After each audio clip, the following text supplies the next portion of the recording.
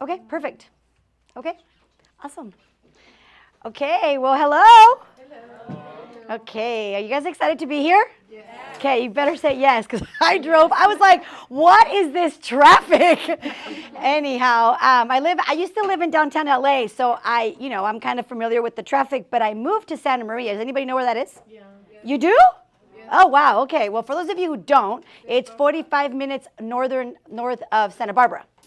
And so over there, if you're like 5 blocks, everyone thinks it's far. So anyway, so like the traffic and everything, I've been living up there now for almost 3 years. So me malacostumbré, I don't know how you say that in English.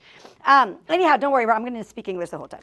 But anywho, well, first of all, thank you, Dina, for the invitation. And yes, the program is for those of you guys want to maybe write it down. You can look it up so you can see who you have here teaching you the class, who's running this program. It's Dr. David's Multicultural Entrepreneur. It's a long name. Institute, something like that. Yeah.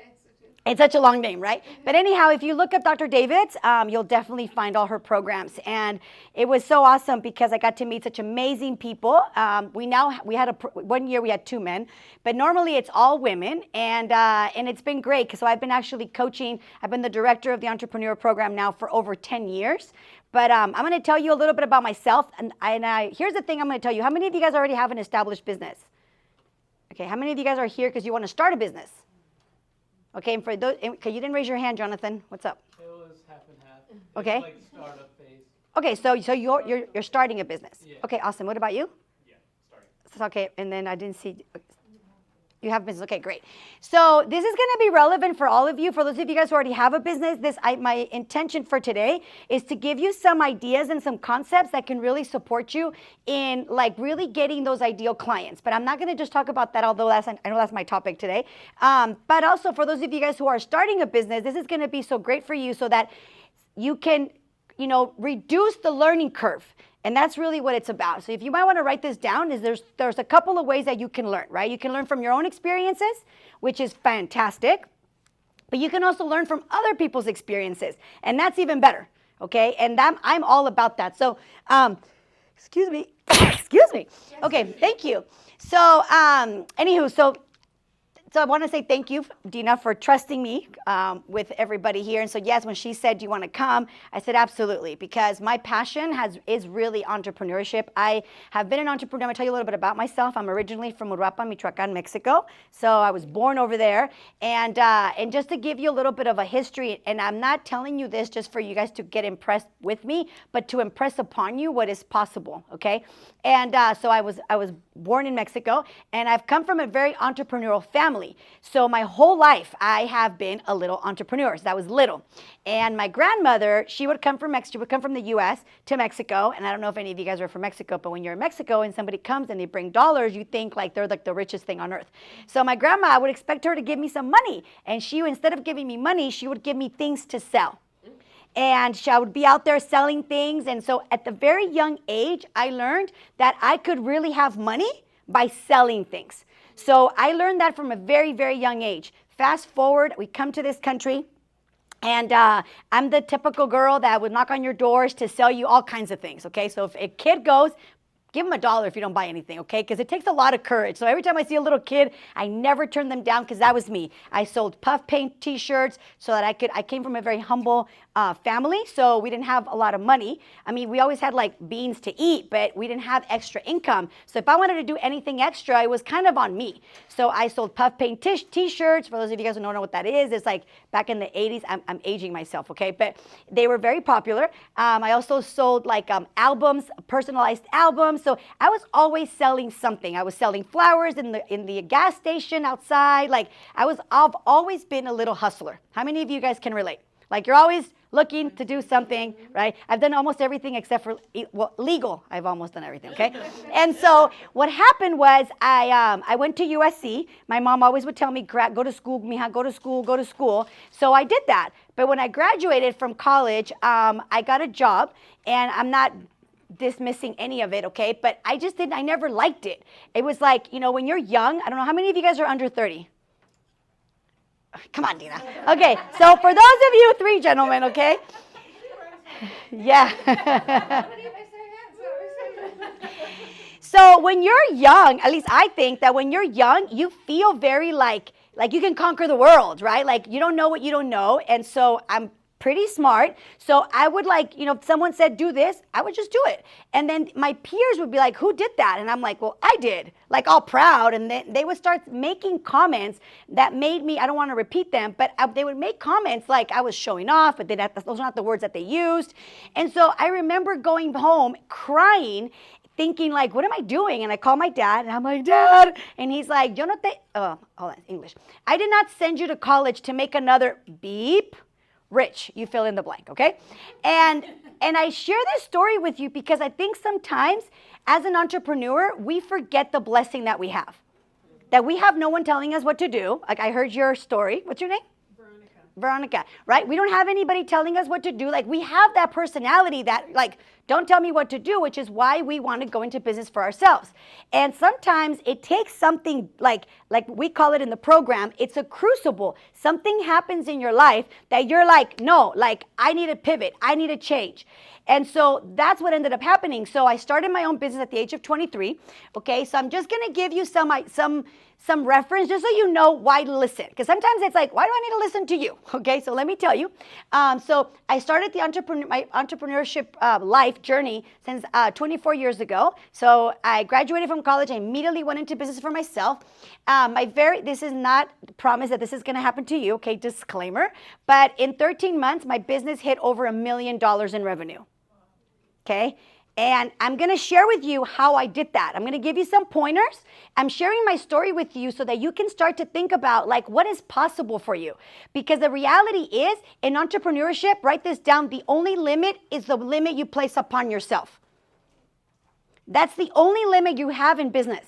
Is the limit you place upon yourself, which is why these classes are so important, why you need to get a mentor, why you need to get coaching, why you need to do the webinars, why you need to go to classes. Because here's the deal, in entrepreneurship, you are never going to know everything. Never. To this day, I'm always learning something. Times are changing, customers are changing, the environment is changing, and if you don't adapt, you're going to stay behind. Okay, so anywho, so I've built multi-million-dollar businesses. I was counting the other day how many businesses I have. And, I have 6 revenues of 6 different businesses. Pretty much 5 are kind of the same. They're just in different realms. The other one is in investments, because that's another thing that you want to start thinking about. I don't know who said it. One of you guys said, no, I think somebody said, like, you want to think about what is that vision you have for the future. Right? In the E-Myth, like what kind of, up on the Zoom, like what kind of life do you want to have? So I always wanted to have the kind of business. So you want to think about that, you guys, like really take some time. If not, you're going to start to build a business and you might get a little resentful. Because then you don't have a business, you have a business that employs you. And that happens, and it's going to happen at the beginning. Okay, don't get me wrong. At the beginning, you're always going to be the employee. You're always going to clean the toilets. You're going to do everything at the beginning. But with the mindset, and I forgot who said, I think it was Carla, right? By the way, I love your name. With the mindset, and my name's with the K too. With the mindset of how you're going to have people replace you. But you can never teach somebody something you don't know. So you got to do it all. And then you were like, okay, now I know that I need you to do this, Jonathan. Oh, I don't know how to do it. Well, this is how you're going to do it. But if you don't know how, you can't teach somebody, right? So anyhow, so my vision, since I was, a little bit younger and I started growing my business, I'm like, I want to have a lot of real estate so that I can have I want this money here that I'm making here. I want this money here to fund this over here. So right now, my husband and I don't say this to impress you, but to impress upon you what is possible if you are good with your money. No more Starbucks, okay? Like, if you're good with your money, I'm just kidding. But, so we have over 10 rental properties that we have income from, right? But this wasn't possible if it wasn't for this vehicle.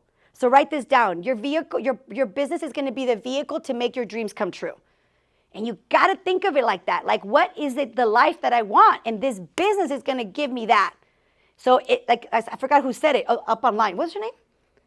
Josie, right? Like, I love what Josie said, right? And here's the other thing you might want to write down. Success is in doing the boring stuff, Josie. right? Because let me tell you, success is doing the boring, mundane stuff over and over and over and over again. So anyway, I've spoken literally around the world, all over Europe, all over Latin America. I've been a facilitator for that picture right there. It's over 25,000 people. That's probably the biggest stage I've been on. I've been a business strategist, and I've been the director of the there's the name. The director of the Multicultural Entrepreneur Program with Dr. Jasmine David's Leadership Institute. There we go. It's a long name, okay? It's for over 10 years. So, and let me tell you something, with all my time in doing business, and I love sharing this, and I share this in my entrepreneur program all the time, I have built and lost my business three or four times.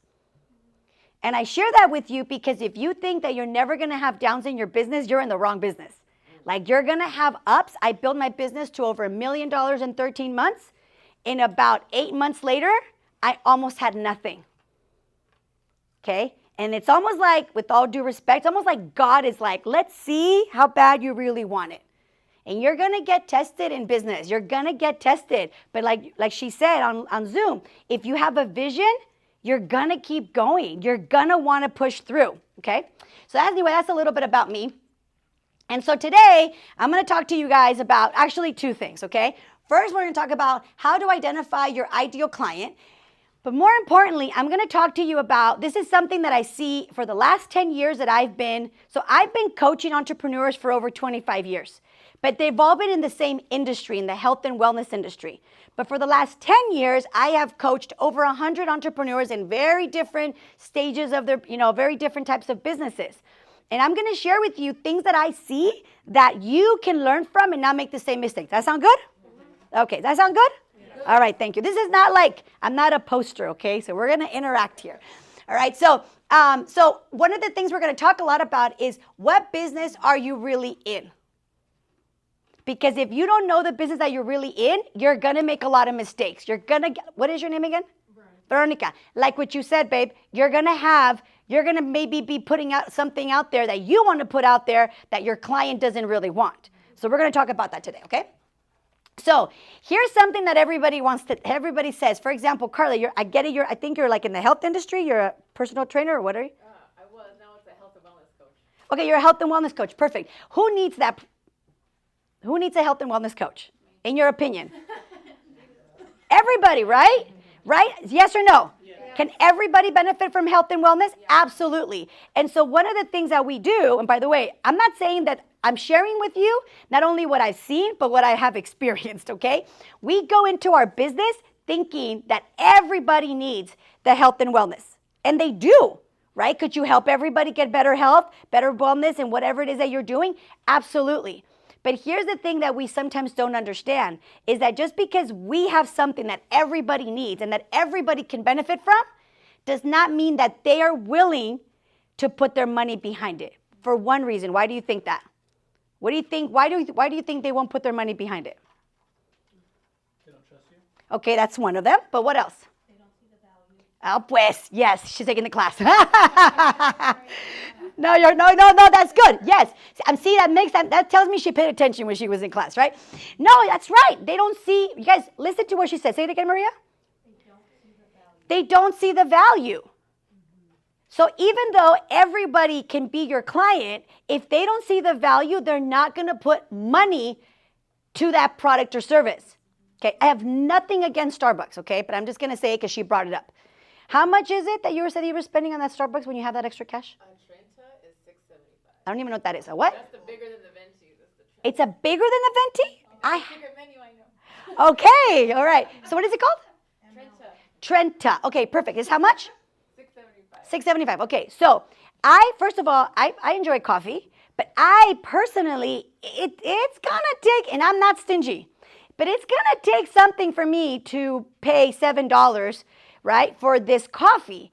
But some people like yourself and a lot of people, they do, right? Starbucks is why it is the way it is. Why? Because they value the experience that they get from a Starbucks coffee, right? The ambiance from the cup. I mean, you guys, how many of you guys feel different when you hold look it, see? We have the model. Yeah, see? This is perfect, right? Like, look at even the way, see or no, the way you hold that cup feels different than if you hold this cup. Let me see. Right? If you hold this cup, see or no, and you hold a Starbucks cup, the inside could be what? Exactly the same. But it's the experience, and write this down, it's the branding. And it's the brand that Starbucks, and I'm just using them because she brought it up, right? But it's like, it's the brand, the experience from when you walk in, the music, the way that the cup is, the smell. It is all of that. So people value, and it gives you, here's another thing you might want to write this down. It gives you a certain status. When you have a Starbucks cup, okay, one of the businesses I have is a brick and mortar business. And this girl's always complaining how she never has money. Okay? But she has every Starbucks 24-ounce, whatever those things are called. What are they called? Tumblers, thank you. She has every tumbler that you can imagine. So let's call her Maria, right? I said, Maria, stop buying those tumblers, right? And so guess what she gave me for my birthday? A tumbler, right? And I got to tell you, it's really beautiful. I was like, and I got to confess to you, I feel different when I have my tumbler because everybody asks me where I got it because it's one of those like limited, I have no idea, okay? But I was like, and I'm like, oh, this is why they do it, right? So you got to think about your product, okay? What company, what's your product, Veronica? Huh? Honey, raw honey. Raw honey, perfect. So just ask yourself, because can everybody use raw honey? Yes. Is it good for us rather than whatever honey is out there? Absolutely. But some people are willing to pay premium for raw honey that other people won't pay. And those are the questions you need to ask yourself. You've got to detach from like, okay, well, I think everybody needs it. That's fantastic. But the marketplace is going to tell you who really values it. So the question you want to ask yourself is that, right? It's like, who values what I have to offer? And sometimes who you think values it is not who really values it. So guess what you're going to have to do? No. But if your product is like you want to sell this raw honey, right? I want to sell this water with my electrolytes, but I want to know who values it. What am I going to have to do? Research. Yes, tell me more about that.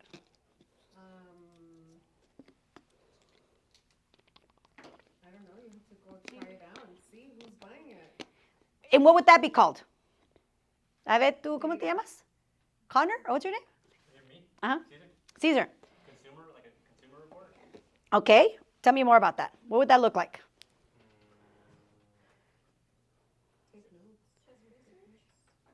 I mean, yeah, you could research other companies, I guess, right? Obviously competitors, because if you have somebody who's out doing you, they're obviously Míralo. Exactly. That's one way. We're going to talk about that at the end, but you're like already getting, well, I'll just bring it up since you already brought it up. One of the fastest ways, I started the class by telling you to write something down, is that you can learn from your own experiences or you can learn from what? From other people's experiences. And if you're a starting company that's raw honey, you might want to look at who else is in this area, in this realm of business and that is doing amazing. Who are their clients? Right? Because guess what? They already did all the research. They did a lot of what you're going to have to do it as well, right? Because you're in Riverside, they might be in Utah, or they might be in Colorado. People in Colorado will pay $40 for honey. Maybe not so much in Riverside. I don't know. Right? But you can start shortening that curve to say, okay, well, with my product, who's somebody out there that is like a competitor, something similar, and what are they doing? And you can shorten the curve. Are you going to still have to do some research for yourself? Absolutely. Are you still going to have to do customer research and testing and put things out there? Absolutely. But at the end of the day, you could shorten that curve, and I'm going to talk about that at the end, but you can shorten that curve by looking at who else is doing what I'm doing. Who else is doing what I want to do, in your case, Chris and Jonathan, right? So, Maria, what do you do? Real estate. Okay, fantastic, right? So you want to start thinking about like who is that person and what do they value? And here's something that you want to know, okay? You want to help or sell to everyone, you will help and sell no one. Because at the end, and sometimes we think like, oh, I'm going to tell, everybody about my health and fitness, or I'm going to tell everybody about real estate. But that not everybody is going to be in the market for you. But maybe you're going to be like, okay, you know what? I'm going to sell real estate I'm going to specialize in, I don't know, in like the single moms, whatever your market is. And when you start to speak into that on your social media, by the way, you guys, for those of us who are a little older, okay, we got to get with the game with social media. It's like not even an option. If you guys see my Instagram from a couple years ago, even a few months ago, a vez en cuando I would post. Now it's like every day, 3 times a day. I won't even go to sleep until I actually do it. Well, it's not that. I'm in a challenge. I have an entrepreneur program, and here's the thing you want to also write down. As you are a business owner, you're going to lead, L-E-A-D, you're going to lead from what you live. Okay, like what Dina said, I'm literally coming on here telling you with so many years of experience, I'm currently in the trenches, I currently have some businesses, right? So like I can literally teach you what I'm living, right? And so if you're not clear on who your client is when you're doing a message out there, you're not going to land with anybody. And sometimes we think, no, es que I don't want to just talk to, I don't know, single moms as an example, right? I'm going to tell everybody. But here's the thing, and a lot of the times what we don't realize is that your ideal client is somebody just like you, right? Like, because they can relate to you, right? For example, what is your name, ma'am, way in the back in the blue shirt? Tanya, right? So for example, Tanya and I, how old are you, ma'am? 61. I'm 46, right? And how old are you, gentlemen? Chris? 24, right? So Chris, not going to relate too much with Tanya and Carla. You get me? Right? And that's okay, because he might not be my ideal client. But and then maybe you can inspire somebody older, but most likely, Chris, what do you want to do? Right now I'm getting involved with life insurance. Okay, and what about you? Yeah. Jonathan? Getting into e-commerce. Okay, and what about you? Ma'am, Tanya? Life insurance also. Okay, fantastic. Okay, perfect example, right? So Chris and Tanya are both in life insurance. Do you guys think they're going to have the same ideal client? No. Absolutely not. Because Chris can talk to another young guy, another young lady, about the vision that he has, and I can relate. Where if Tanya comes and talks to a 24-year-old, they're going to be like, oh, you remind me of my mom. Don't tell me what to do. And then all the triggers come about, right? That's a whole nother class, okay? That's a whole nother class. But do you guys get what I'm saying? Yeah. And you guys have to be okay that not everybody is going to be your client. And you don't want everybody to be your client, okay? So I'm going to share with you one story, and then I'm going to move on to the next thing, okay? So when I first started my business, I started in the health and wellness industry. I was 23 years old. And like I said, I built $1 million business in 13 months. But when I first started, well, technically it was in a year and a half, because the first 3 months, I didn't know what I was doing. And I was like, everybody needs what I have. So I met tienes advertising and doing marketing to everybody. And I would get all these people, and I'm just going to be real. Some of them I'm like, oh my God, I hope they don't stay. Because I was attracting the most craziest people into my business, okay? And what happened was I wasn't clear about any of it. I was like, because when you're starting, you guys, as you guys read in the E-Myth, do you guys remember the wow factor? They haven't read the book, huh? Okay, so who remembers the wow factor? No? Okay, maybe it's not in that book. Maybe it's something I came up with. But in that book, do you guys remember the haircut, the stylist that goes and gives them the wine? Remember that? Okay. Tell me about that, Anna. Is it Anna? Yeah. So it was, so the guy goes and gets a haircut, right? And then from the moment he comes in, they're like, come in, sit down, do you want something to drink, blah, blah. So that was his experience. And then when the time he returned, eventually starts to water down that experience to where the last time he arrived, he no longer wants it. He's just like, this is not how I was treated at first. And that's what made me be here. And then he just doesn't want to be there no more. So maybe I called it the wow factor. Maybe it's not the book, right? But that thing. So write this down, okay? So maybe it's my thing, okay? So the wow factor, what is that? And that is this. Whenever, and I know you guys are going to talk about systems later on, but let me give you a glimpse of it when it comes to your customers, since that's the topic of today. And that is that whenever you're doing anything for your client, you want to always ask yourself, if what I'm doing, can I continue to do this all the time? Can I continue to do this all the time? And if the answer is no, you need to really rethink about what you're doing. For example, I noticed that there's coffee in the back. Okay, can she continue to put coffee out in the back all the time? Yeah, right? Not too hard. Now, here's what happened. I'll share with you my personal experience. I have a brick and mortar business. It's like a healthy smoothie shop, okay? And there's this guy, and I'm all about going green. So if you bring your own cup, you bring your own thing, I will like give you a raffle ticket so that we don't waste so much stuff, right? Like plastic. So this guy comes in every single day. Let's call him Bob. And Bob comes in every single day. And one day Bob says, hey, Carla, do you think I can just leave my cup here since I come here every day? What did I say? No, I said yes. Oh, you did? I said yes. I said yes, absolutely. Keep it. Because I was just starting. So I didn't have a lot of clients. So I was just so grateful that he was coming, every single day, right? Every single day he was coming. So I wanted to give him a wow experience. But then here comes forward maybe a few months. I go from having almost nobody to over 100 people coming through my shop every single morning. Okay, so one thing you gotta know about me is that I like to do things fast. I like to do things big. If we're gonna do it, we're gonna go big. So we started advertising like crazy. Next thing you know it, I don't know, maybe 6 months later, I had over 100 people from 6 a.m. to 9 a.m. It was just crazy, my business. So then I told him one day, oh my gosh, Bob, you know what? He's Mexican. I'm like, ya no le puedo dejar aquí el vaso. You gotta take it with you. And guess what happened? But guess what happened? Guess how he felt when I said that to him? He was so pissed. He was so mad. He wasn't mad. He was pissed. He goes, oh, see, let me say this in English. Just, oh, see, now that you're so big, you don't have time for me, and da-da-da-da, and da-da-da-da, right?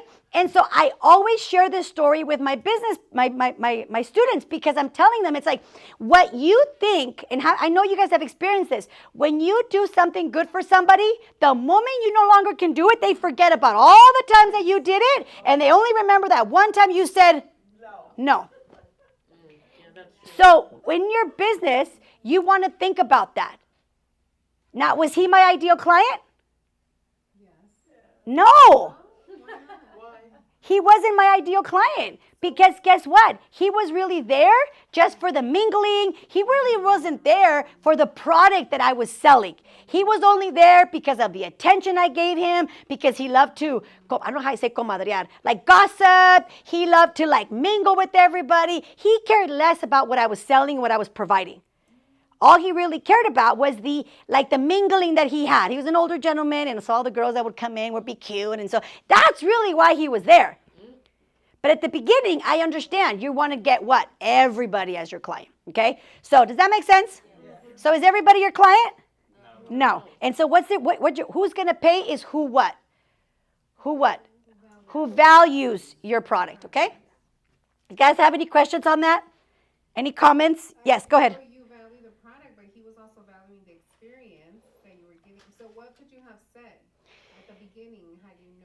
Well, now I've opened other businesses just like that. And now I have 6, 7 girls that work with me, and they sometimes want to do extra for the client. So for example, I have protein donuts, okay? And they're gluten-free, dairy-free, very healthy. But sometimes, what's your name, ma'am?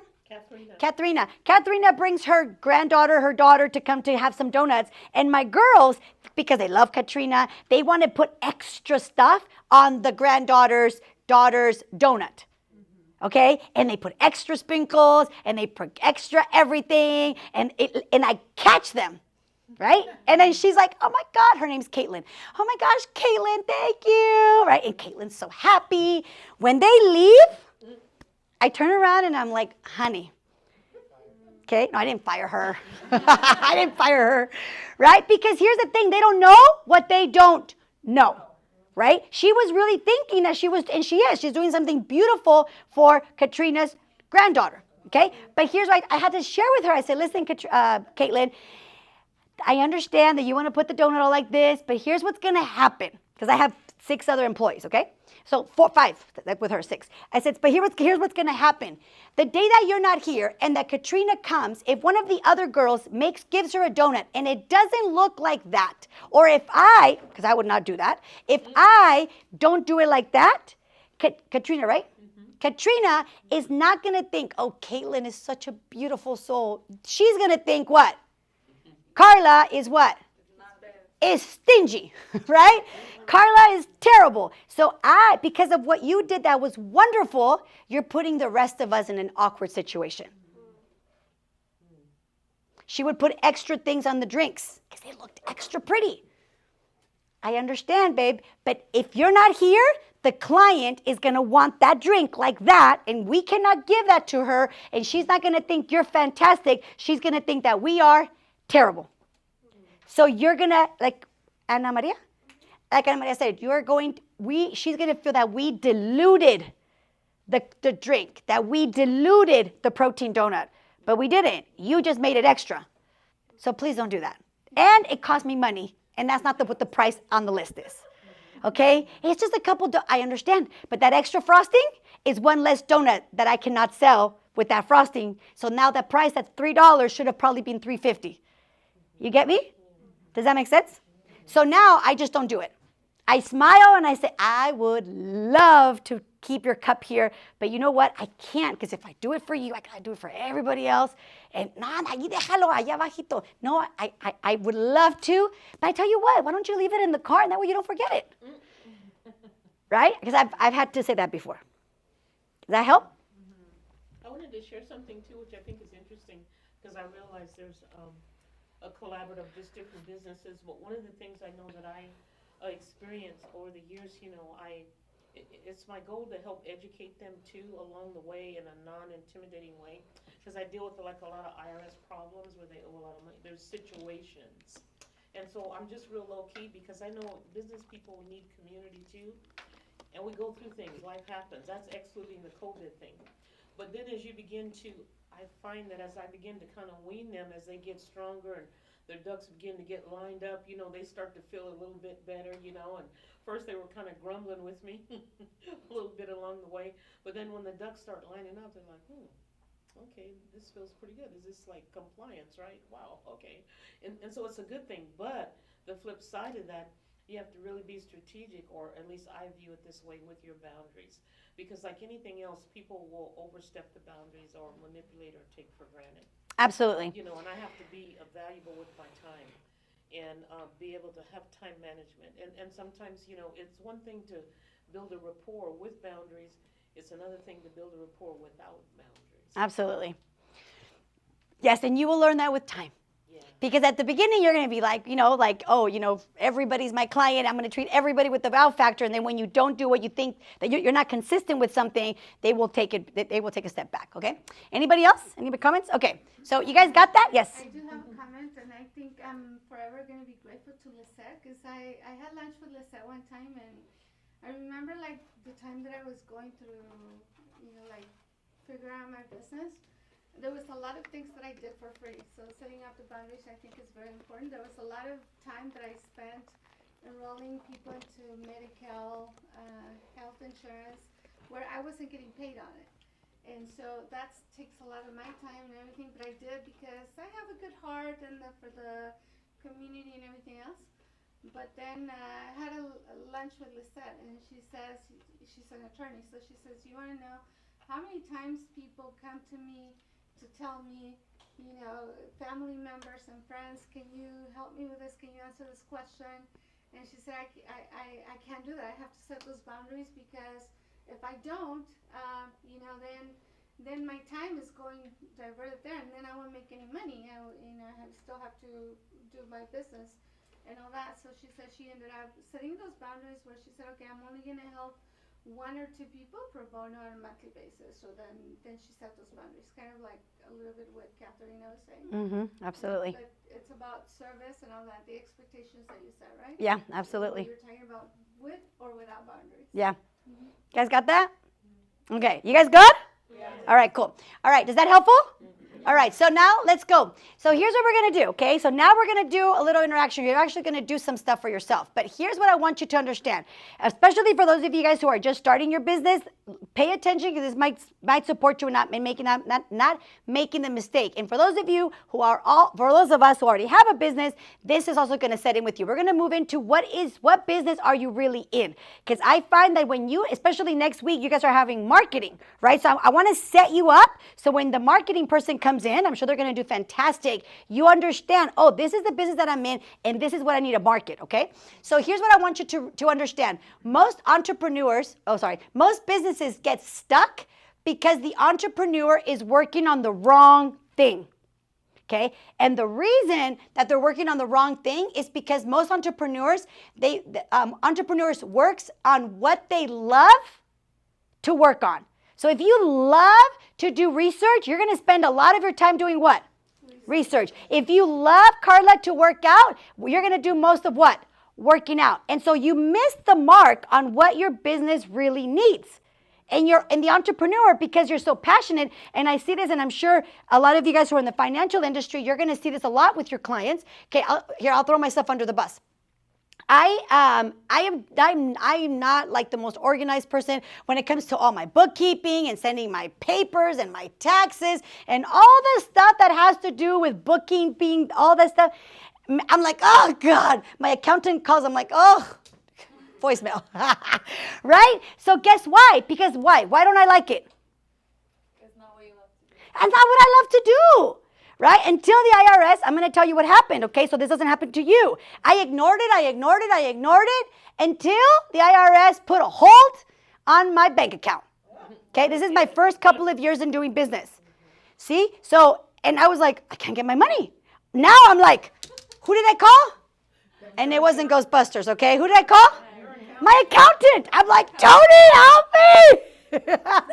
Right? I'm like, oh my God, I have no idea. I owed like $800. That's probably why he was calling me. I owed like $800, and because I never paid it, because I was like, whatever. The IRS will hold on to your liver if you let them, okay? Like, I couldn't get a hold of my money. So why? Because I'm not good at that stuff. And so whatever we're not good at, it puts a bruise on our ego. So you're like, I don't want to do that. Now, you put me in front of my entrepreneurs and training. I could do this all day long. Okay, so one of the things that ends up happening is, and I don't know who said it today, but it's like you got to understand, or maybe it wasn't today here because I've been talking all day, but like you got to understand, write this down. What am I good at and what am I not good at? And you got to get that you're not good at everything. And you have to understand that that's okay. That's totally okay. Like you're not good. When you were talking about your spreadsheets, I'm like, oh, wow, that's impressive. I couldn't do that. Okay, I couldn't do that, right? But maybe that's your thing, right? Everybody has their thing, and you have to be okay not being anybody else. I posted something today on my Instagram that says, being yourself looks good on you. Like, you need to be you. Like, I'm not going to pretend to be somebody I'm not. My brain doesn't even work that way. So one of the things we're going to talk about right now is what business are you really in? And I'm actually going to give you guys a formula so that you can really identify how to, because I want you to walk away here with a how to do what you need to do so that next week with marketing, it starts to come together. Okay? That sound good? Yeah. Okay. So what business are you really in? So I'm going to give you guys, this is going to be an interaction thing, okay? So at some point in my life, I've owned a lot of businesses, okay? At some point in my life, I used to own a boot camp business. I used to own a boot camp with my husband. So what business do you guys think I was in? If you were to ask me, what business are you in? What would I say? What would you say? I'm in the business of what? Health. What else? Huh? Health and wellness. What other business am I in? By the way, no. What else? Trying to run a gym. Trying to run a gym. Okay. What else? What business was I in? Getting clients. What else? Transformation. Right? That would make sense. Business of what? Results. Right? So when I opened my business, I thought, okay, I'm in the business of health, wellness, gyms. And so I'm a very intense person, in case you can't tell. So my husband is also very much like me. Okay, we're both very intense people. And so my husband and I was like, okay, we got to make sure the music is on point. Do you guys have an Equinox here in Riverside? Okay, okay. So Equinox is this very bougie gym in LA, okay? So I used to belong to it. It's like back then it was like $200 a month, okay? But I loved it because the music was good. They gave you these towels with like smell stuff, and it was like I like bougie, okay? So I told my husband, I'm like, we need to give him like a bougie experience on a budget because this was in Whittier, California. You know where Whittier is, okay? So we worked on having the best classes, the best music, like everything was on point. The classes were intense. Some people would throw up. I'm like, yes, right? I was like, we're doing our job. But guess how much money we were making? A whole lot of nothing, okay? Because we were thinking that we were in the business of transformation, that we were in the business of fitness. But when you're in a gym, okay, that's not really the business that you're in. The business that I was in the business of marketing and sales. How hard is it to get somebody to go to the gym? Right? It's hard. It's hard. How hard is it if I told you guys, I'm going to send you a cleaning person to clean your house? How hard is that? You'd be like, see, all the guys are like, yeah, tell them to come over. So when you're in the business of a gym, I thought I was in the business of doing classes. So I did all my energy on the classes, on the choreography, on the whatever, like the thing, the music, the class, everything. But we were not making any money. And I cannot take credit for this. My husband one day was like, this is not working. And so I'm not going to give you the whole thing that happened, but something happened, that something happened, that something happened, that something happened that made us realize, okay, we're not doing the right thing. What we need to do, because I used to always say, as long as they're in front of me, like once they would come to my classes, no por nada, okay? But even people today, they're like, I miss your workouts because they were so much fun. And so I used to say, as long as they come, they're mine. But let me get them through the door. And once they're here, game over. But the problem was what? Getting them what? Through the door. So here's the question you want to answer. It's it's going to be in the next slide. But like, what is the big, write this down. What is the big, hairy problem I need to solve? Because when you can identify what is that problem that you need to solve, then you'll be able to understand what business you're really in. For example, Chris, or like whoever else, and Tanya, if you're in the financial business, you're thinking, oh, I'm in the business of what is it? Life insurance, sorry. I'm in the business of life insurance. No, you're not. No, you're not. You're in the business of what? Okay, yes, everybody's in the business of sales. But they're not in the business of sales and marketing. That's part of it, absolutely. But the business that you're really in is in the business of training.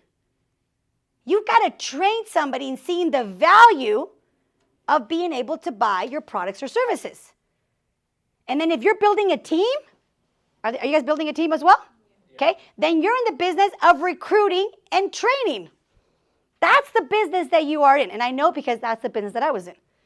That's where I made all my money. Okay, so I'll talk about that in a minute. But okay, so you guys get what I'm saying? It's like, what's the big hairy problem that I need to solve?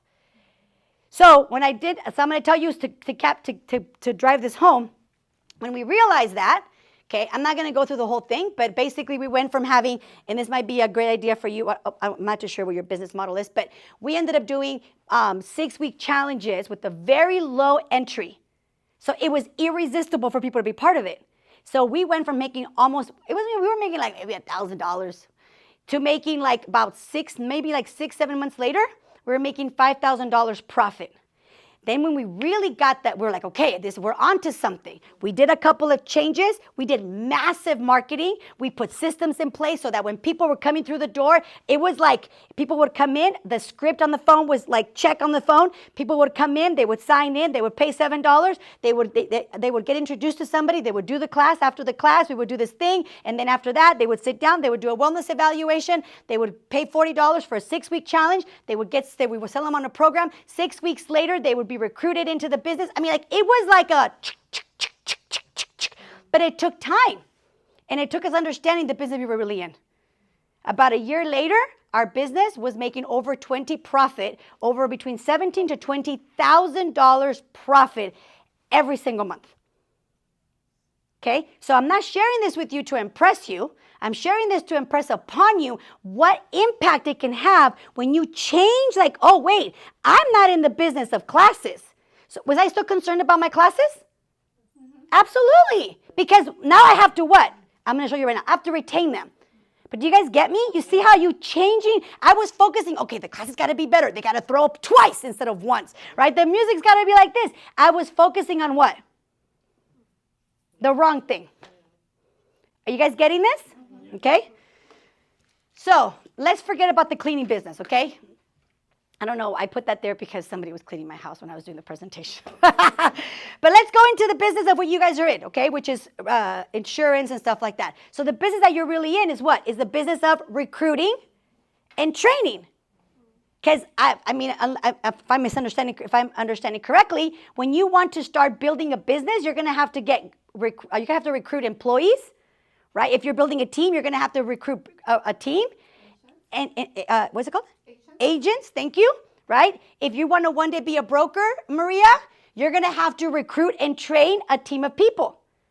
So that's really the business that a lot of the times, are you still going to have to sell houses? Yes. Are you still going to have to sell insurances? Yes. Are you still going to have to do what you need to do? Yes.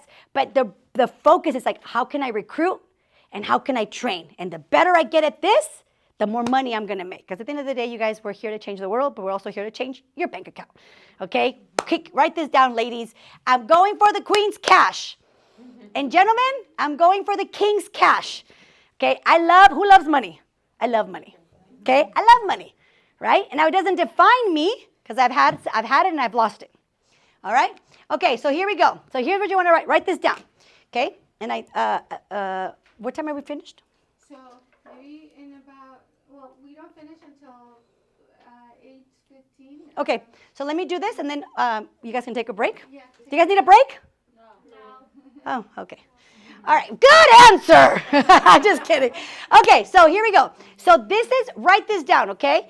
So it's supposed to go like this, but that's okay. So here's how you acquire customers, okay? So when you can understand, and this is just like a diagram, yours might be a little different, but this is, I would say, 90% of the businesses can fit into this model, okay? So how you acquire customers. The first thing you have to know how to do is how to get leads, okay? Now, I put leads on purpose because it could be like you can follow leads in whatever industry you're in, okay? But how am I going to get leads? In other words, how am I going to get people that are interested, that say, hey, I'm interested in what you have to offer. I'm interested in that raw honey. I'm interested in the financial services. What do you do, Leslie? Financial services.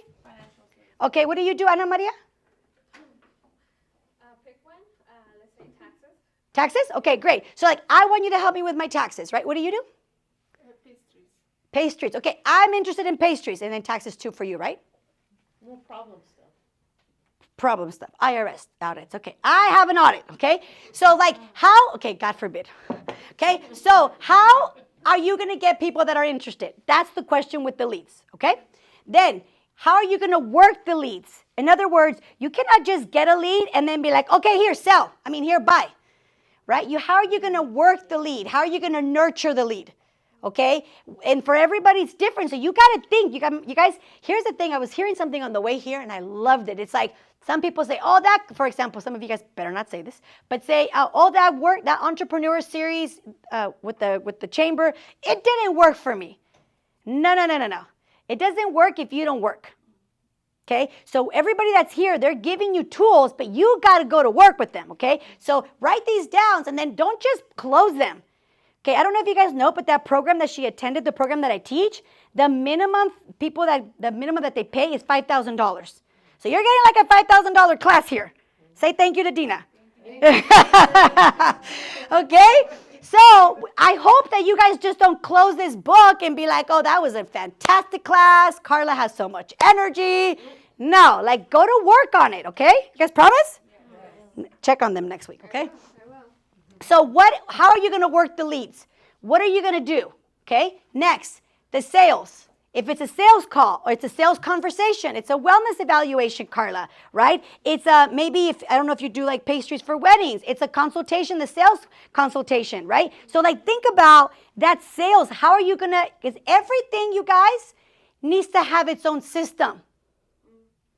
Like my leads right now, my system is posting on social media 3 times a day. I do a live, I do a quote, I quote myself, I do a live, and then I do another post normally from a reel for my podcast. Okay, so those are like the ways that I'm bringing people in. And then how are you going to work the leads? I have a funnel on my website. When people and you guys are more than welcome to get it if you want. I'll give it to you at the end. I did a series for Nationwide is on that one. Nationwide, is on your side, right? I did a series for them. And so I have a 90-day plan series. People will do that. They have an email funnel, an email campaign afterwards. Do you guys get me? Like, how are you nurturing these leads, okay? Then the sales, when you're actually talking to them, how are you going to sell? Like, do you know how to? If you have scripts, do you have points, right? Then when you're onboarding your clients, you guys put a big star next to this one, okay? Maybe it's just because this is where I dropped the ball a lot when I was first starting my business. I'm going to confess something to you. Once they gave me the money, I'm like, cool, who's next? Okay? And I wouldn't necessarily like take care of that client and like onboard them and making sure that they got that they knew how to take their products, making sure that they got results. I would drop the ball a lot on that. Because once they gave me the money, it's like, cool, who's next? And I would forget about them. So guess what I had to do next month? Get a whole new client versus what? Having this client be repeated. Yeah, so you got to think about how are you going to onboard the client? Okay, how are you going to follow up? How are you going to be able to get referrals if you never nurtured that relationship? I'm just telling you, the one time I didn't drop the ball, okay, I did an excellent job with this one particular person. That particular experience has paid me so much money because that person in my business has generated millions of dollars underneath that team. All because her daughter was trying to lose weight. She was going to go to this camp. She didn't want to take her products with her. She kind of felt embarrassed. So I drove like 45 minutes to give her all these protein bars and dropped them off outside the house. And her mom was like, oh, snap, Carla really cares. Okay? And now because of that, she trusted me. She ended up coming into the business and she has this huge empire underneath her. All because I took the time, right? To not be like, okay, well, peace out. Good luck with your camp. We'll see how it goes, right? Like I actually took time. So then I would drop the ball and I'd be like, oh man, there goes that client. I got to start all over again. Okay? So onboarding / follow-up. Okay? How you're going to, oh, it's supposed to say retain them. It's okay. How are you going to retain them? Okay? Sorry, retain. Okay? No. That's the sales part, okay? How are you going to retain them? What are you going to do to be able to nurture that relationship, okay? And then last but not least, how are you going to ascend them? And here's something that I really want to tell you that I see so many entrepreneurs drop the ball, including myself, okay? And that is that a lot of the times we don't think about what other offer, product, or service can I offer this client once they buy the honey. You got to think, babe, what else can I provide for them? What else can I service them with? Like, because otherwise it's a one-stop shop and that's it. Maybe with your products a little bit different, but like, for example, with somebody else with a service, right? You guys definitely need to think about. So for example, I'll give you an idea for mine, okay? I have a coaching program that I have online, okay? And this coaching program is about to come to an end June 5th, and then we're starting the next one June 12th. And it's a 6-week, 90 minutes every week with me and a bunch of other entrepreneurs. It's going really, really awesome. One of the real estate agents that's part of my program, his wife was super upset that he invested in it. But in the last 3 weeks, he's and not because of me, okay, but a little bit because of the program, because obviously he did the work. He has done over $60,000 in commissions in the last 3 weeks. Wow. I know. I was like, and are you taking me to sushi or what? Like, he's like, absolutely, Carla. And for every 20,000, I'm taking you to sushi. But anyhow, and part of the reason is because he's around other entrepreneurs. He's a competitive guy. Because sometimes what you're lacking is not that you don't know what to do. You got to get around other people to be like, orale, come on, let's go, Ana Maria. Like, what are you doing, Carla? And you're like, okay. At least that's mostly the people that I attract. It's like, okay, I know what to do. I just got to do it. And that's what this gentleman, I asked him, what's your goal? He told me what his goal was. I said, have you ever hit that kind of money before? He's like, yes, absolutely. I'm like, okay, let's do it. Right? And I kind of like poked the bear a little bit. I'm like, how you doing? Right? Because sometimes that's what you need. right? And he's like, Carla, like, I'm telling you, after this program, like, I mean, are you starting another one? Because I can't stop, right? And I'm like, yes, we're going to start another one, right? So it's like, what's available for somebody after the program starts on June 5th? If I don't have something ready for them, Carla, like, I got to be ready. And I know that not everyone's going to want to continue with me, so I need to have, write this down. You need to have menu of options, right? So I have the menu of options. One of the options is they can continue with me on the same 6-week program. If they don't want to make that investment again, we have another one that's only like $200 a month, and they can continue with some office hours and stuff like that. And let's say they don't even want to do that. Okay, no problem. I have my podcast. So you got to have something that they can ascend into. Otherwise, the June 5th stops, and all my hard work, my pipeline, that's another thing, write this down. You cannot let the pipeline dry. Don't let that pipeline dry. Do you guys understand what that means? Yes? Okay, so what that means is most entrepreneurs, especially in real estate, this is kind of what I see a lot in, it takes a while, right, to start the house, the process, and, right, like, I'm going to see the house, and I have to do the da-da-da-da-da-da, and like 90 days later, maybe, right, it gets completed. So if Maria is selling me a house, and she's like, okay, Carla, and I'm going to buy, I don't know, a $2 million house here in LA, right? So she's putting all her attention, all her energy on me. But come 3 months from now, or when we finish and close the thing, and she gives me the key, she gives me the basket or whatever she gives me, right? Then she turns around and she has nobody else that she's nurturing, nobody else that she's working with. So when my deal closes, she's got to now go and start from the beginning, nurturing leads, getting clients. You know, she's starting all over again, and she's not going to see another result for another 90 days. Versus she's working with me, she's giving me fantastic service, and she's looking for more leads. So they're in the pipeline. You get me? So she's putting people in. As I'm coming out, there's more coming in. As I'm coming out, there's more coming in. Because a lot of the times, and I did this too, we get somebody that's good, or we get a good client, it's a big ticket client, and you put all your attention on that person, and then when that contract completes, you got no money for like 2-3 months.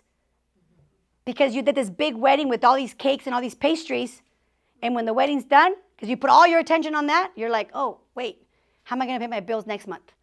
So you got to fill in the pipeline. Does that make sense? Does that make sense? Yeah. Okay. So, okay, you got this? So you got to have something for afterwards. Now, so what happens when you have training and recruiting? So, okay, it's okay. So here's how you're going to do talent acquisition. So it's kind of the same thing, except for you got to start changing a couple things. Number one, same thing. How are you going to generate leads? Okay. Number two, what is going to be the application process? So instead of like nurturing the lead, although you need to nurture it, what's going to be the application process? Instead of the sales call or the sales or the wellness evaluation, in your case, Carla, right? What is going to be the interview? Instead of onboarding your client, how are you going to onboard that new employee / new team member, new agent? How are you going to onboard them? Then, how are you going to train them? And what this is supposed to say, it just moved. Sorry, because I did it on my Apple, so sometimes it changes things. So what it says there is you want to have them be proficient enough to replace you. Okay? So I'm going to tell you really quickly. So how I build such a big business so fast. Do you guys want to know how I build a business so fast? Okay? Yes. I asked one question all the time. Well, I was recruiting like crazy for sure, okay? But here's what I would always ask. I would, anytime one of my, I'll call them agents, but they were like called my distributors. One of my distributors or any person on my team, when they would come to me and they would ask anything, I would always, I would give them the answer, right? And then I would say, what do I need to put in place so they never ask this again? Or if they were to say like, Carla, how do I XYZ? Then I would say, what do they need to know for them to never ask me this again? I have a brick and mortar business. I sell shakes, and they were like, how do I decorate the cup for the banana caramel smoothie? What do I need to do so that they know how to decorate it and never ask me again? Because I have not been in my shop since November. Okay, but for a year, I took the time to put systems in place. I have pictures of all the shakes with the decoration because it's obvious, but it's not obvious. It's obvious to me, but it's not obvious to them. So you got to ask yourself, Carla, if you want to duplicate and have other trainers underneath you, start now thinking about what do I do and start documenting. Then what do I do? Then what do I do? And then what do I do? And then what do I do? Because if you start asking yourself those questions, Tanya, when you get a new agent part of your team, you're going to be able to train them a lot better because you're going to walk them through that process and you have it all written down in a sequence or in a document or some sort of something so that it makes your life easy. Because your goal needs to be, how can somebody replace me? Okay, even if you don't want them to replace you, which you should, but you guys get what I'm saying? Like, how can I have them replace me? Okay, you guys good? Okay, then next, go ahead. What's up? I was gonna say so that you can take a day off or a week off Or a couple months. Yes, in a couple of months. So that's a whole nother story about how to work with your employees. I can honestly say that I have cameras and everything, but I've not had $1 missing from my shop. But that's because not only did I do this, but how I treat my team. You know, the things I do for them, who I hire. Like, it's so important. It's totally off topic, but something tells me that maybe you guys want to write this down. You need to bring people to your business that have the same values as you. And this is so off topic, but it's not. People will tell you the truth the moment you meet them. You got to pay attention. People show you who they are. Like Oprah says, when they show you who they are, believe them. Believe them. And you can listen. Right? You can listen to what they're saying, how they're thinking. Like, even in the interview process, sometimes I've made this mistake. I have hired fast because I was so desperate. I needed so much help. My brick and mortar, my smoothie shop, I did tons of marketing and advertising, and I had people, I had a line out the door. So I hired so fast, and I hired like 1 or 2 people, I see that from desperation, that it backfired. Luckily, I was like, okay, we're going to see how this works. 1 week, we'll see if you like me, I like you, and then we'll go from there, right? I always say that because my husband's like, why do you say that? I'm like, because what if I don't like working with them? I want to come to my business and enjoy working here, right? And I also need to know that the rest of the girls like working with Leslie. They don't like working with Leslie, it's not going to work, right? Because I need that energy because I'm not always there. Luckily, a week afterwards, I was like, Leslie. Anyway, I said something, and she's like, I don't know if this is for me. I'm like, okay, babe, I totally understand. Oh, thank God. Right? But I hired her. Right? Anyway, let it go, Carla. So I hired her complete out of desperation. So don't do that. Right? But last but not least, within your talent acquisition, you want to know that you want them to know that there is room for them to grow. Like, you want them to know that there's room for them to expand their possibilities. Okay? All right. Any questions? How do they grow? You're talking about your employees, right? Yeah. How do they? So with my company, there is no upper management, right? Because they're all like that. So one of the things that I personally do is I invest a lot in them. Now, I know this is what I do for a living, right? So they get, okay, I say this humbly, but they get access to me. So every time I'm with them, I'm always pouring into them. I'm always giving them advice. I'm coaching them. How's school going? One of the girls like, hi, Carla, it's so hard. I'm like, okay, no. Okay, a ver, let's rephrase that. Okay, and I helped her with her mindset. So they're not growing necessarily inside the company, but they're growing as individuals. And I'm making sure of that. Right? I took them to the Pitbull concert. I took all the girls with me, right? I said, okay, you guys, if we hit this mark, we're all going to go, right? And we all went to the Pitbull concert. So I'm giving them an opportunity to experience. 2 of the girls there was their first concert ever, right? So ascending them inside who they are, maybe it's not always, especially when you're first starting, there's no room to grow at the beginning, right? But they know that every time they're with me, I'm always pouring into them. I'm always like, did you hear my podcast? No, listen to my podcast. Because I know that it's also pouring into their knowledge. Does that make sense? Mm-hmm. Okay, so I got one more slide and then we're done, okay? So I want you to ask yourself, okay, what is that big, hairy problem that you need to solve? Which we already talked about that. So because as your business starts to grow, your problems are going to be what? Very different. Very bigger and better, but also different, okay? So I'm going to end with this. And that is because my goal and I'm sure this is going to happen as an entrepreneur, you're always putting new things on your plate. You're always like at constant new adventure, new opportunities. Here's what I want you to think about. Anytime you enter into a new market, I want to give you guys some tips on how you can make your business or your new opportunity grow faster. Number one, find someone already in that industry, which is what Caesar talked about. Okay? So for example, I have been coaching and training people, entrepreneurs for many, many years, but just last November, I started something on my own. Okay, and I started doing a podcast, and I'm coaching programs and things like that. And even though I've done it, but I've done it for somebody else. You get me? Now I'm doing it 100% for myself. So what I did is I called the guy who's been in the business for over 10 years, and these are the questions that I asked him, because I can now learn from what? Other people's experiences, exactly. So I said, I find somebody in the industry that's having success. I should put that on there, huh? That's having success. And then I asked him, his name's Raul. I said, Raul, what do you wish you knew back then that you know now? And then he told me. And everybody kind of asked this question. But I wasn't satisfied with his answer. Not that he was hiding anything, but I felt like, no, like there's more here. So I asked him this question, and I'm going to share it with you. I said to him, Raul, what is the hardest part of your business? Yeah, he's got quiet. He's like, Carla.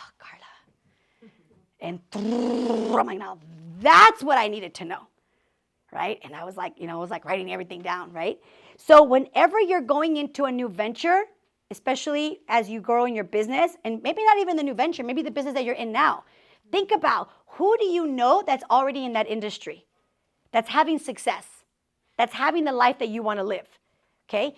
And then ask them, what do they wish they knew back then that they know now? And you be quiet. Here's the thing, another thing, you guys. When you ask these questions, let them be the ones that are talking. They're the ones that have the knowledge. I always crack up when somebody comes and asks me for advice or asks me for counsel, and they're talking the whole time. I'm like, oh, pues. I mean, I don't say anything, right? But I'm like, okay, well, clearly you're not, because you got to ask and be quiet.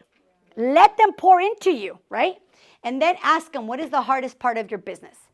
Because as you ask that question, you're going to understand what is that big, hairy problem that you're going to have to solve at some point in your career.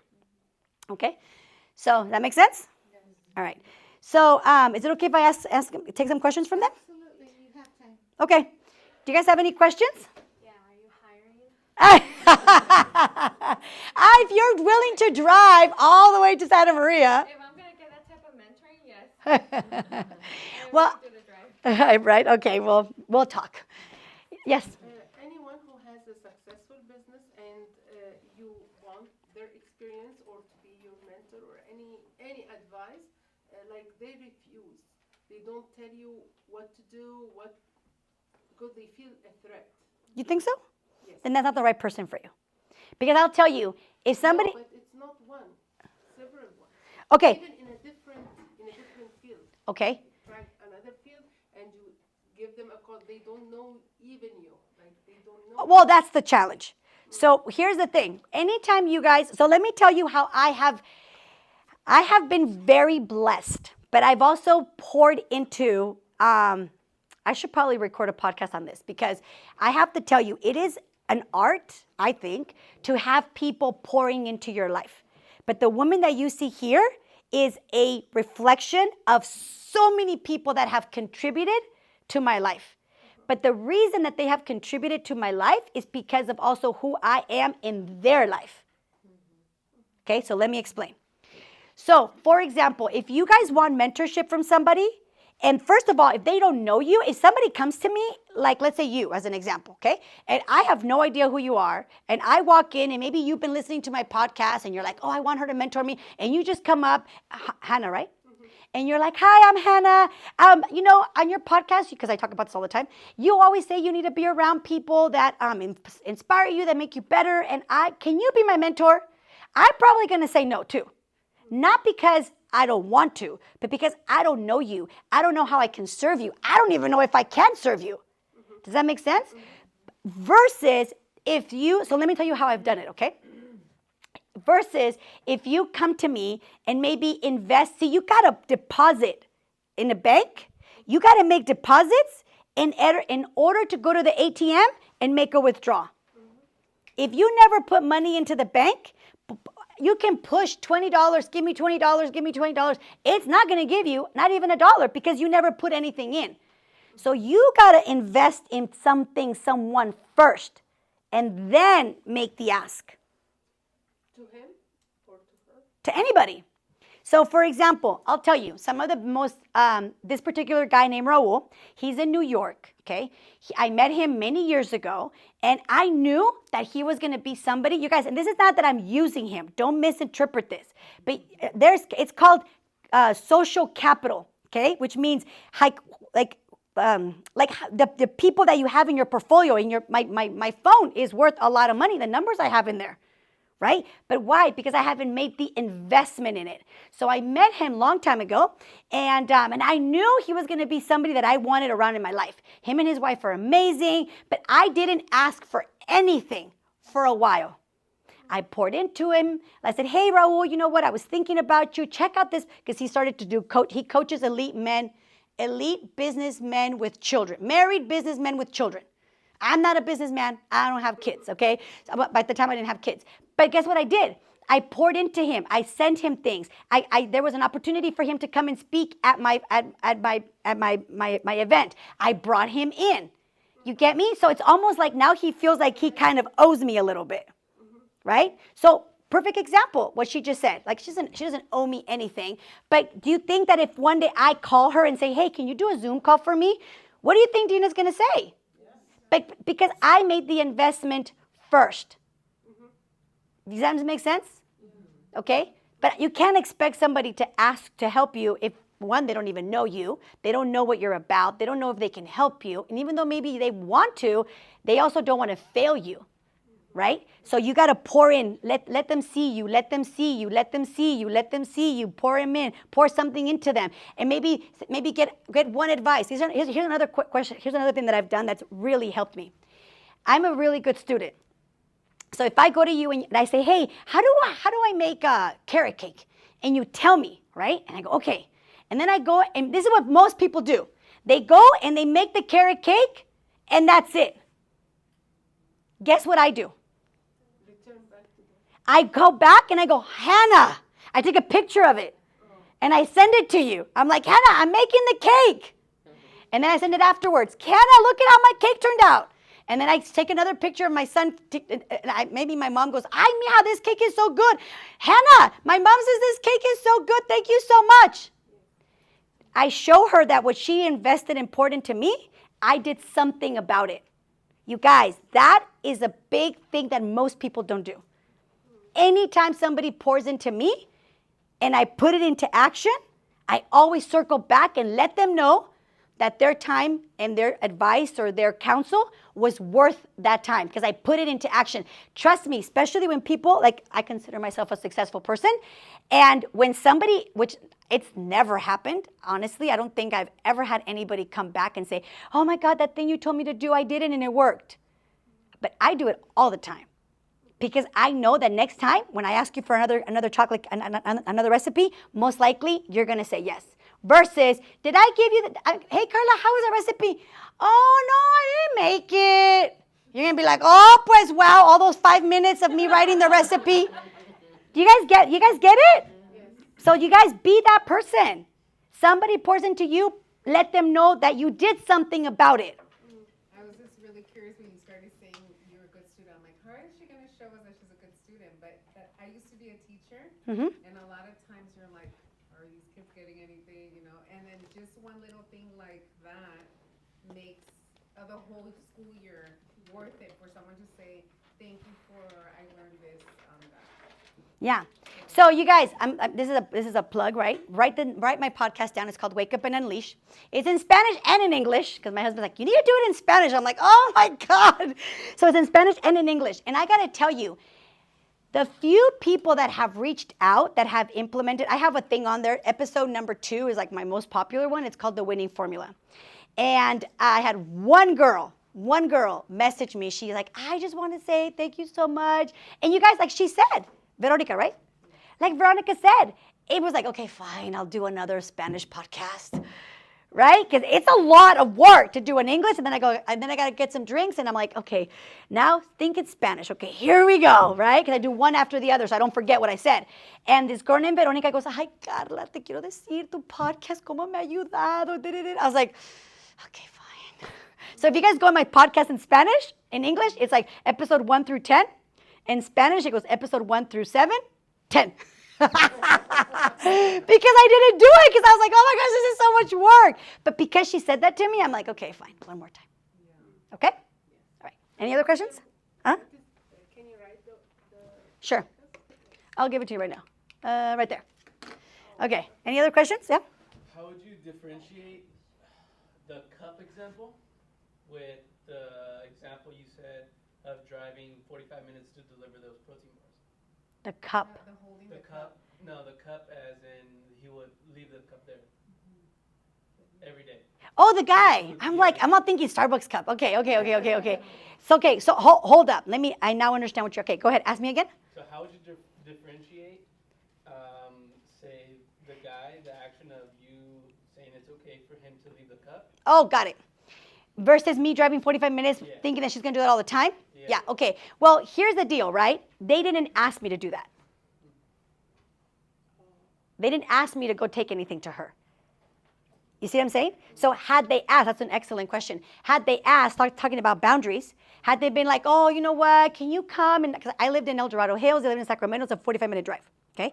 If they would have said like, hey, actually, I'll tell you the truth, this is what happened. The mom would always, there's a product called cellulose, okay? And it helps to get rid of excess water and inches and all this kind of stuff, okay? She would run out of it very fast. So she would say, hi, Carla, I'm out of cellulose. And I was like, okay. Like I wasn't gonna like see her for a while. She goes, do you think you can bring it to me? And I said to her, that's what I said. I said, Maria, you know the sandwich effect? Right?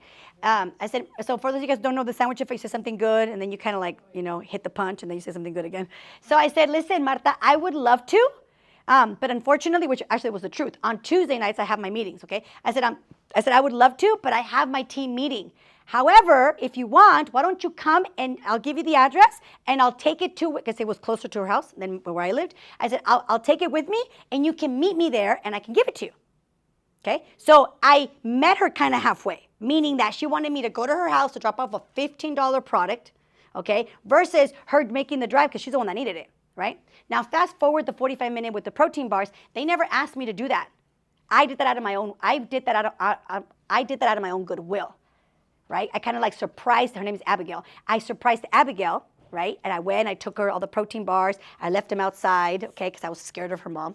And then I called her mom. I go, hey, Marta, I just want to let you know I left the package for Abigail outside. Oh, why? I'm like, oh, because she's going to go to the camp, and she told me that she doesn't want to take her shakes, and so this is going to help her. And so can you just make sure you give them to her? So that's very different because they did not ask me to do that. Now, had they asked me, I probably would have figured out something like, hey, well, why don't we meet halfway, right? Why don't you come to me? But that doesn't mean I don't ever not do favors. But también you can tell, like if Dina asked me to do something like that, and if I've been working with her for a while, I know she's not somebody who's advantageous. That's how you say it? Que no toma ventaja de las cosas, right? I know that she's not somebody that's like taking advantage of things. And if she needed that one favor, I probably would do it. You get me? But if she's always asking me for things, I'm like, oh no, pues wow, this girl, right? So you got to have some emotional intelligence, right? Does that help? Yeah. Okay, yes? So in that case also, it was a one-time thing. And Yeah. you were making a difference for her special camp. Yeah. Versus the guy who took advantage of the situation that was asking for the same thing on a daily basis. Exactly. Does that help? Okay. Any other questions? And an established client also, right? Yeah. Yeah. Okay. And by the way, this guy, just to give you a little reference to him, he went to other places and kind of did the same thing. So people are who they are, right? Okay. Anybody else have any questions? Yes. I do. Everything you taught, it was like, right, exactly what I had prayed for. Now, my issue is I've tried everything you have said in the past. Now I'm already established business. My clients are so used to being spoiled all the time. They literally have access to me. Or sometimes if it's an emergency, I'm like going above and beyond and whatnot. So now to establish those limits, and I will say, I'm gonna be completely honest, now I am scared because if You'll lose them. they're spoiled, yes, they're Yeah. gonna go. So I'm like, okay, now what do I do? Like, how can I do that without losing half of my clients or maybe all of them? Yeah, so don't go to an extreme, okay? So I will share with you. I don't know exactly how to answer your particular question because I'm not in that field, but I'm going to tell you my accountant experience because he did that, okay? He would send me birthday presents. I don't get birthday presents anymore.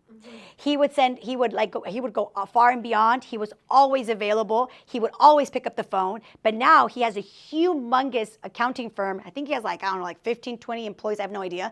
Okay. And it's really hard to get a hold of him. And he did lose a lot of people. All right. However, what I will tell you why a lot of us continue to stay was because he like let us off slowly. Because we were already his clients. So I'll share with you how he did it with me, and maybe this can support you. First of all, let me answer your question. The new clients coming in, you gotta like revamp that experience. Like you have to stop and think. This is what I would do if I were you. I kind of did this once in my business. I made a list because I wanted to quit my business so many times, you guys, okay? And I made a list, okay, why do I want to stay? And all the things I love about my business, and what don't I like that I want to do differently? And I made the big list. I was like, okay, well, I don't like this, I don't like that. So when I did my second round of my business, was that my second round? Yeah, my second round of my business, I started it very differently because of the first experience. So don't beat yourself up because you were like in the wow factor, right? So the people that are coming in, make sure you have systems in place. Do you have anybody else that works with you, or you're by yourself? Okay, so that's going to be a little challenge, right? Because they have nobody else to go to. Well, I've tried it, but clients don't want to because they fear that the person's helping them now is not an extension of me. It's not, knowledge is not passed on. So I tried hiring in the past and it doesn't work. It's just, yeah. So there's something missing there, and it's a more complicated question. I'd be more than happy to put you in contact with this guy because he can most likely guide you way better than I can. But I'm going to tell you from the client experience what happened, okay? And I'll put you in contact. I am certain, well, I'll make sure that he gives you some time, okay? Because he owes me a lot because I give him a lot of clients, okay? See, you got to like, do you guys ever watch the show Suits on Netflix? No, okay. Oh, yeah. Yeah. Do you guys watch it? It's like, he owes me, like that, he owes me. Anyway, but I will put you in contact with him and I'll make sure he gives you some time on the phone, okay? He's here in Covina. But I'm going to tell you from the client perspective. When I started, I wanted to talk to Tony all the time. And then they're like, oh, Carla's going to help you. Oh, Blanca's going to help you. I'm like, oh, pues, wow. Okay, so what he ended up doing, at least with me, and I'm sure did this with other people, he would take my call and he would be like, okay, all right, so he would answer my questions. Okay, so listen, I'm going to make sure that Blanca sends you, and she's going to be your point of contact. But I'm going to be working with Blanca. So he always made sure that I knew that for example, for my sales taxes, I'll give you a very perfect example. He didn't do my sales tax stuff. I got into some problems with the franchise tax. I don't learn my lesson, okay? And so I get this bill, and I'm like, what is this? He's like, did you make your quarterly thingies? I'm like, son of a gun, right? Because I've never had a brick and mortar business. So it's a whole new thing. I didn't follow my own advice, okay? So I called him, and he goes, okay, don't worry. Listen, we're going to work with Blanca. And so we were on 3-way calls with Blanca, him, and I. So I felt like he was involved. And then he goes, okay, Blanca's going to make sure that I'm going to be working with Blanca, and Blanca, make sure that Carla gets. So I'm certain that's the only time he worked on it. But it's because I've been his client since he started his business. Ya me mal acostumbró, right? So, but now anytime like that something happens, it's almost like we have a 3-way, or he'll email and CC whoever, like for example, my bookkeeper, my payroll person, Armida. He'd be like, okay, hey Armida, can you please help Carla with this? So he still has a presence, but he's like a presence and hands it off. But he does now. If somebody else did my taxes, I probably would be a little upset. So he does my whole taxes, but all my bookkeeping and everything else, all the mundane stuff, the paying the corporate $700 thing for the LLCs and all this other stuff, I don't work with him for that. I work with a lot of other people, but he's involved, or at least he makes me feel like he's involved. Does that make sense? Yeah. I'll put you in contact with him because he had the same problem, and he lost a lot of clients, and he lost a lot of clients that they were paying him, I don't know, $100, and now he's got clients that are paying him $1,000. I'll give you this para que sepas what a badass he is. In the first 3 months, he lost $250,000 of contracts, okay? And because of my program, he's in my program. He's like, okay, I'm like, what are you going to do? And he's like, okay, I lost $250,000. I'm like, okay, and? He's like, I got to get that money back. So in less than 90 days, okay, he not only got that back and then some, but the new clients he brought in, you speak Spanish? Los está acostumbrando diferente. Like he's bringing them in very differently. And he's like, these guys gave me headaches, Carla. And they were like always complaining that they were not paying that much money because they've been with him for such a long time. He's like, I lost $250,000, but he started thinking, because he's in my challenge. I have a 6-week challenge. And so he's in the challenge with the other guys. So I put them to compete. The real estate guy and him, right? So ahí andan, right? But it's a good competition. He already made that money back and some. And with less clients and less headache, more money.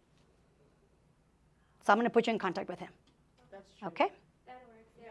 Less clients, just Yeah. clients, but they pay more. Yeah. I like that idea. He has a niche now. He niched a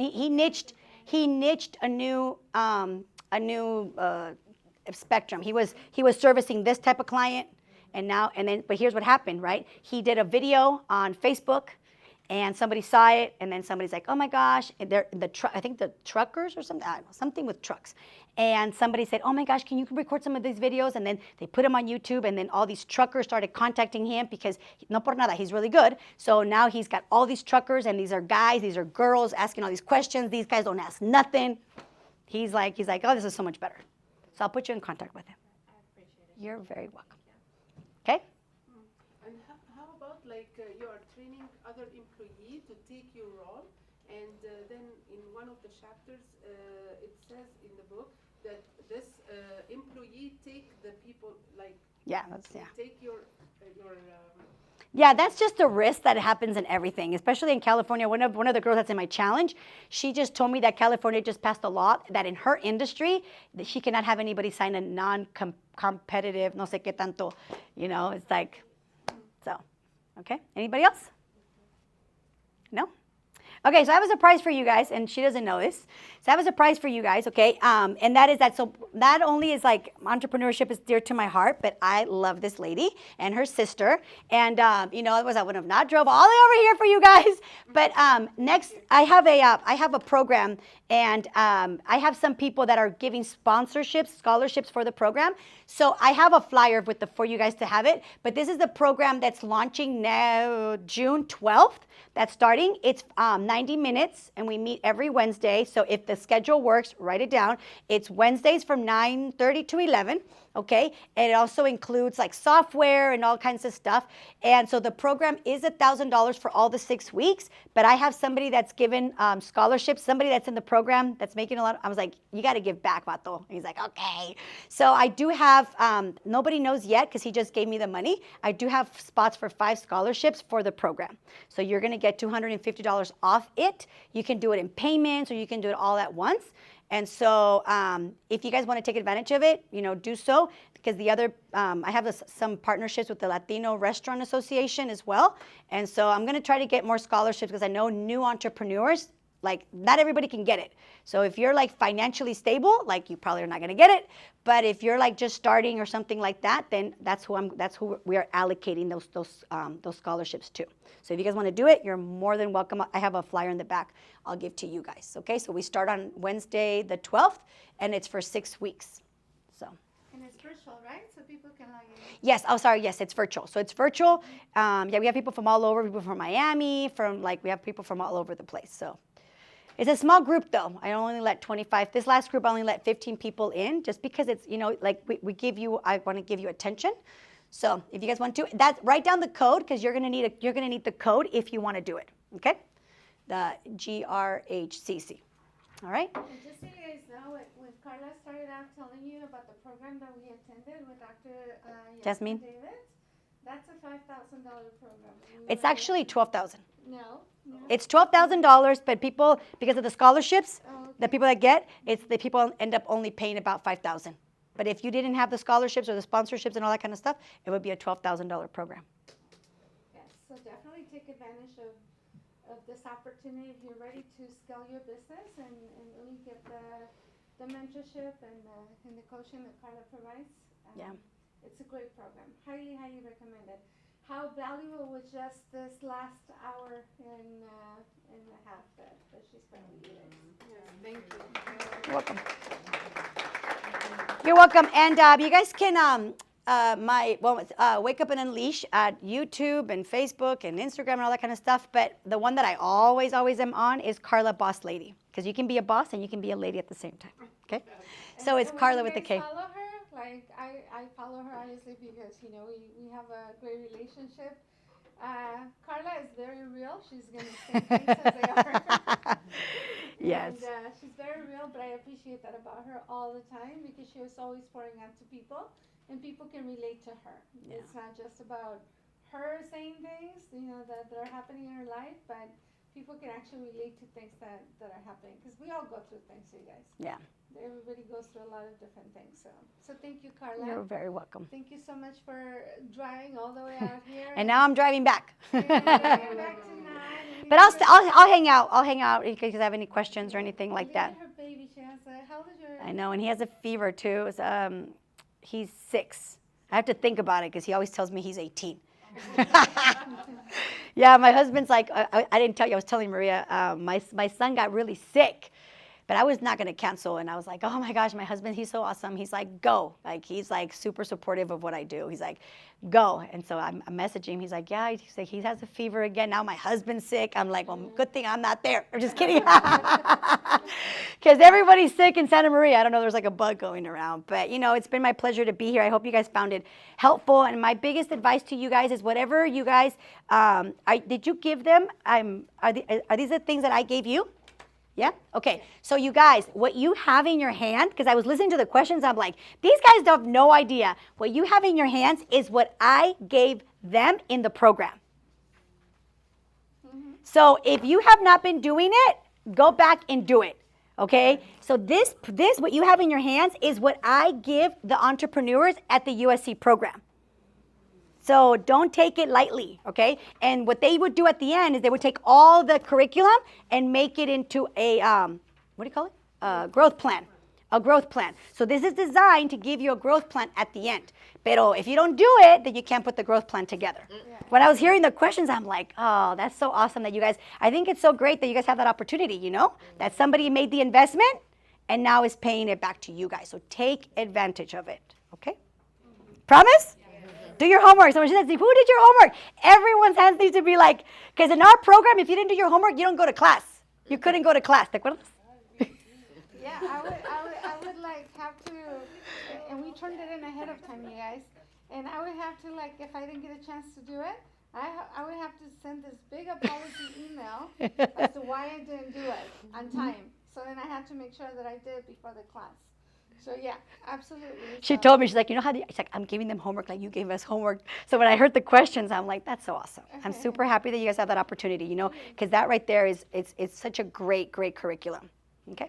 It's gold. It's gold. All right, you guys. So with that said, yes, that's me. Okay. All right, you guys. With that said, thank you so much. Get a picture? Yes. Come to the front. We can probably take it right here. Carla. Oh.